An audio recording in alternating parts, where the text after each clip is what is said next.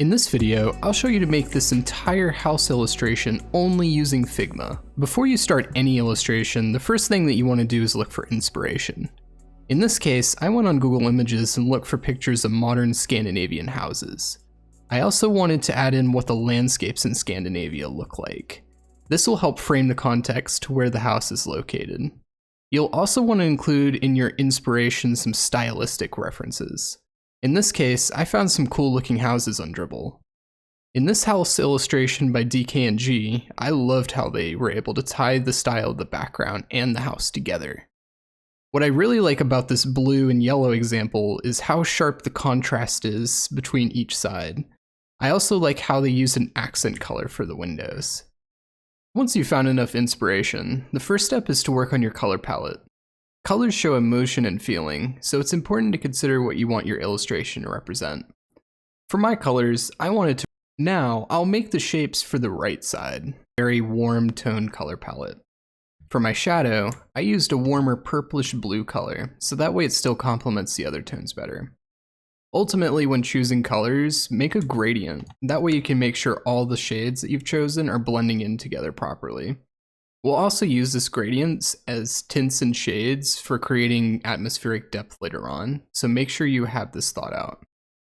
For my accent color, I chose a light cyan color, and this way it helps contrast against the warm palette while also still complementing it. I'll start out my illustration by drawing some basic shapes to make the left side of the house. I'm currently using my inspiration at the left of the artboard to determine how to shape this.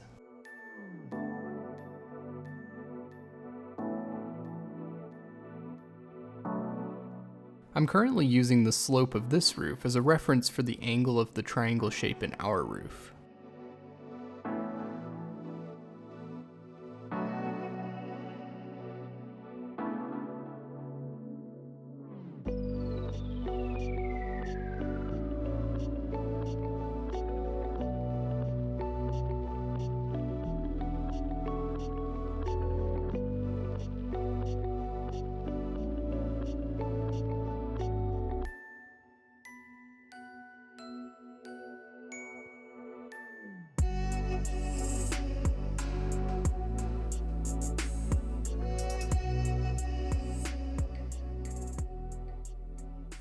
Now we have the rear shapes of the house.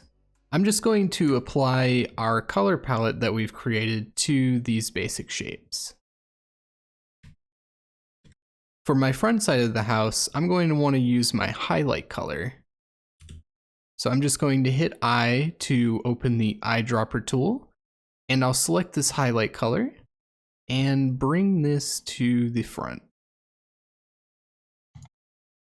Now for the shapes of the right side, I'm going to use my dark tone to represent metal roofing for my roof, and I'm going to use a slightly darker version of my highlight color to represent a shadow of the wall.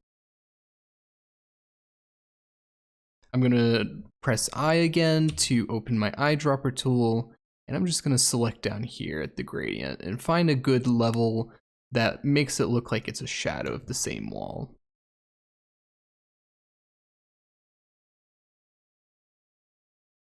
We'll be using this newly created shape to create the front section of the house.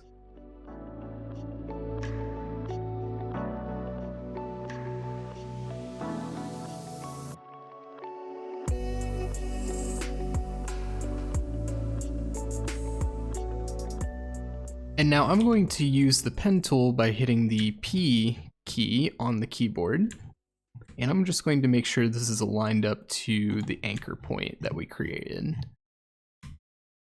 And I'm going to make sure that aligns to the very bottom of the house that we made. And just get it approximately out there.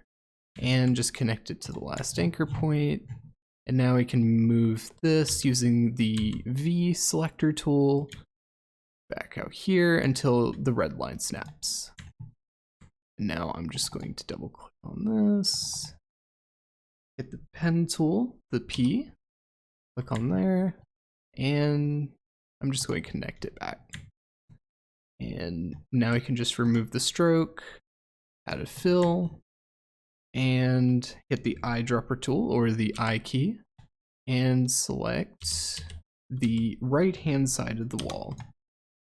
And now I'm just going to click on my newly created roof layer, right click, bring to the front.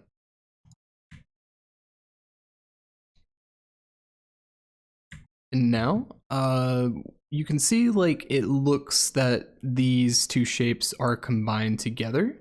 So the easy way to fix that is just create a new rectangle shape layer and draw it across this side of the house, as this will want to make the same color as the left side of the house, since it is on that side.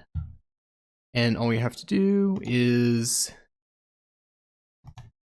select the layer in the background, Control C, Control Shift V, and now it is pasted in the front. And now if you select the newly created shape layer and intersect, now we can bring this back to the front, and there we go. All we have to do is eyedropper tool, eye tool, and now we have a whole base for our newly created house. Now that we have the basic shapes laid out, let's start by adding some more detail. In this case, I'm going to start with adding a room at the very top level in the roof.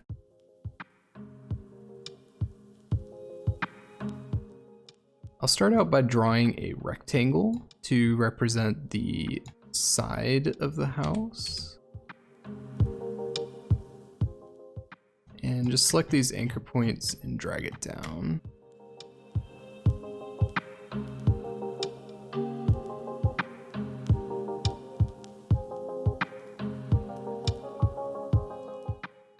And I'm just going to copy this and size it down.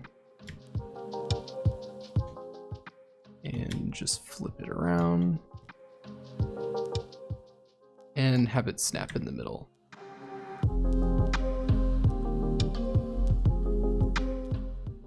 Now just align it there.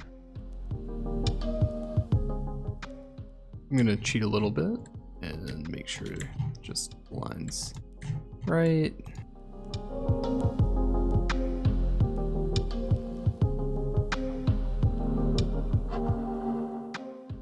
Now that we have our basic building blocks laid out, next we'll work on laying out our shadows for the windows. Using this base, add a stroke to the shape at the left. I'll set this to about 14 pixels width on mine, and make sure it's lined in the inside. And I'm going to set our stroke to the highlight color, and I'm going to set our fill to the shadow color. Now that you've created the stroke, we can outline this stroke by hitting Control, Shift, or Command Shift O. Now you'll notice that the stroke that we created is now in a path form. So now we can select these two anchor points and drag it down. And now I'm going to be repeating this same process for the other two shapes.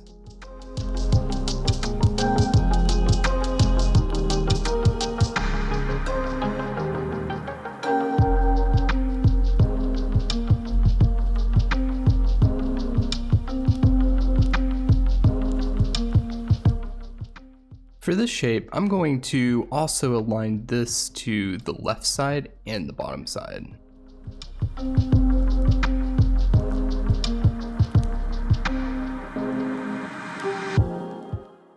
Let's start making our windows. We can do this by selecting any one of these shapes and hitting Control C, Control Shift V, and I'm going to do that yet again to make a third shape. Now I'm going to set this layer as my accent color. Now I'm going to shift this down by holding Shift and using the right arrow key 1, 2, 3 times. And I'm going to use the down arrow key 1 time. And now there's a slight indentation. The only thing I need to do now is hold Control, select the rear layer that we created, and right click and use as a mask. Now we have our general window shape. Let's create our frames by selecting the mask layer that we had just created and hit the P for pen tool. And I'm just going to draw a stroke across this mask layer. I'm going to select this as my shadow color, and I'm going to set this to about 20 points and have it aligned to the center. Now I'm going to want to shift this down so the top of this stroke meets exactly where this shape begins to bend.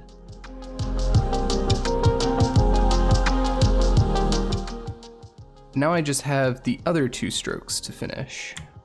I'm just going to copy the shape and I'm going to rotate it around. I'm going to set the stroke to 3 point. Just simply copy the shape and just roughly align it to the middle and just bring it down. I'm going to repeat the same reflected window on the other two sides of the house. To do this, I'm going to select a rectangle tool and draw it over here. And in this case, it's a half pixel off, so I'm just going to draw it down. And I'm going to select these two anchor points on the side, hold shift and left arrow key, and I'm going to hit just 1 without 2, 3, 4 without the shift. And I'm going to select these two at the top and 1, 2, 3. And this way it matches the same pixel width as these tiny frames. And I'm going to do the exact same thing for the triangular section at the bottom.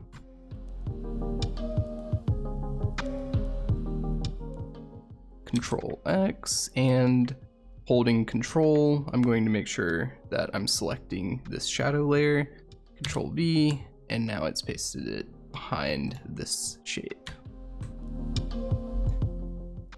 Now I'm just going to select these accent colors. Perfect.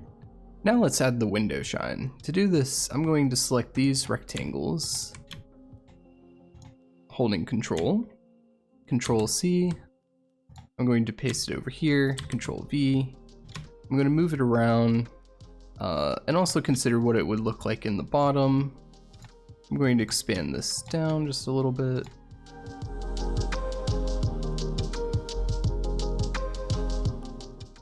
So I'm going to hit Control C on these, Control V, and then I'm going to select both of these layers, Control C, Control V, and paste it in the top. And now I'm going to select these and select the layer at the bottom, right click, use as mask, and select both of these, right click, and use as mask. And there we go. Now that we finished building out the house, I'm just going to work on some small tweaks to make it look more like the example.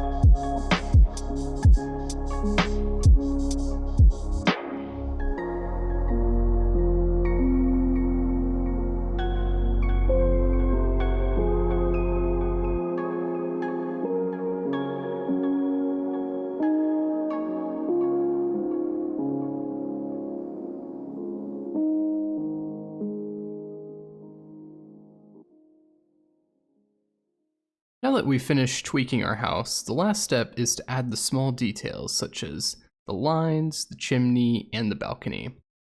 In this case, I'm going to start out with the balcony. Zoom in a little bit, and I'm going to copy and paste that same stroke in. I'm going to set this to about 10 pixels, and I'm going to use our highlight color. And I'm just going to make sure that this is on top of the shadow stroke. And I'm just going to adjust this so that way it snaps to this first window pane. And I'm just going to copy and paste this. And I'm just going to copy and paste this. And double click and get the exact measurement. And I'm just going to make this look like it's the side of the balcony.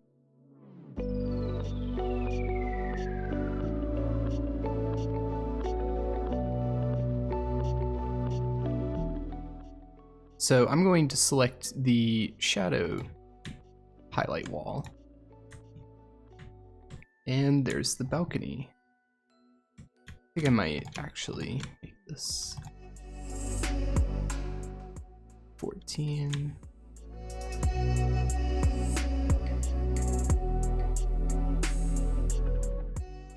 And just shift it down by hitting the down arrow twice.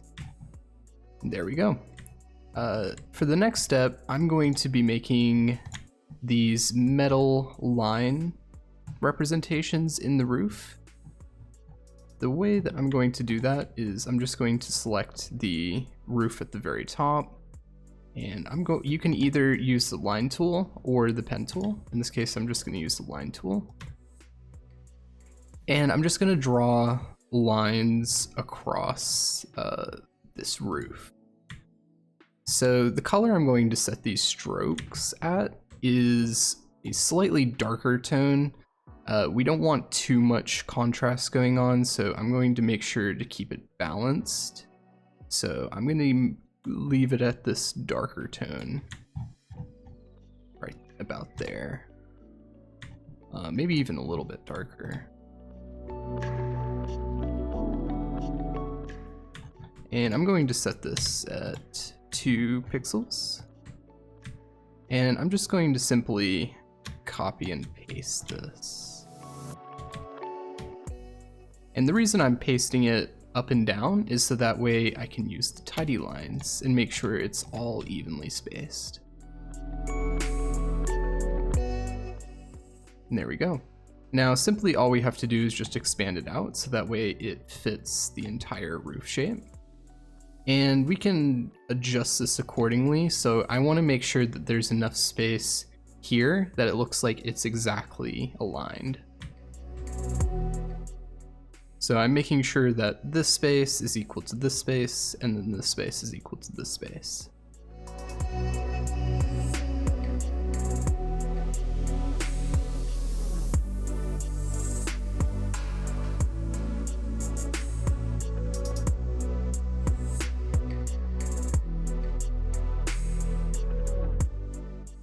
There we go, and I think that's about good. So what I'll do is I'm going to select all of these, Control G to group them, and I'm going to select my roof layer, and then I'm going to right click while both of them are selected and use as mask. And I didn't make that a copied layer, so I just Control C, Control V, and now we can use these as a mask. And just hold Control, and then actually I'll send this to the back.